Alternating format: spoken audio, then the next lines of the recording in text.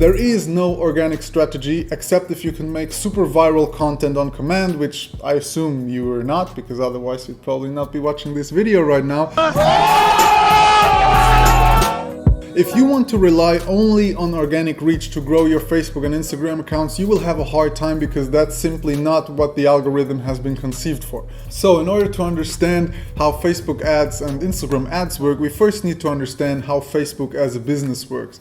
So Facebook basically makes their money by renting or selling ad space to marketers like us. So when we want to get our content or ads in front of people, we basically bid with a lot of other marketers for a placement so that people see our content. So the money we pay to Facebook to show this content to their audience is how they make their billions of dollars every year. When Facebook went public in 2012, it mainly marked the tipping point where organic reach was starting to constantly decline, all while the paid advertising space was growing. So it was a conscious decision of Facebook to decrease organic reach gradually over time in order to have marketers and businesses spend more in order to get in front of their audiences. As a consequence, many of your page fans, even if you have a big following, are not going to see your content. On the opposite, you can actually only reach about 5 to 10% of your audience organically,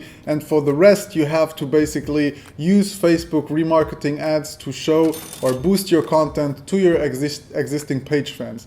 So these changes that came from Facebook's business model, and since they became public, have as a consequence that Facebook pages and businesses have decreased organic reach. So no, even if you have a lot of Facebook page fans, it does not mean that they will all see your content. So whenever Facebook comes with some quality of life changes or basically some user-centric storytelling, it is most likely to have another reason to further decrease organic reach for pages.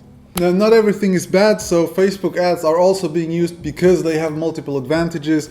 First of all, they're quite cheap. Even if the prices increased a lot these last years, it's still cheaper than a lot of alternatives out there. With one account, you can run your ads on Facebook and Instagram simultaneously, which is pretty cool. You have very precise targeting, so you can target people based on their demographics, like their age or their gender or whatever, or you can target them based on their interests and pages they like and so on. So you have the possibility to get really precise with targeting. And the third point that makes Facebook ads so powerful is that you can actually track and monitor everything along the process. So it's not like back in the days when you had a billboard outside and you didn't know how many people saw it. Here on Facebook, you can exactly say how many people have actually seen your content, watched your videos, and engaged with your business online. If you want to rely only on organic reach to grow your Facebook and Instagram accounts, you will have a hard time because that's simply not what the algorithm has been conceived for. The algorithm has conceived to make Facebook money, and this is part of the game, whether you like it or not. So there is no organic strategy except if you can make super viral content on command, which I assume you are not, because otherwise you'd probably not be watching this video right now.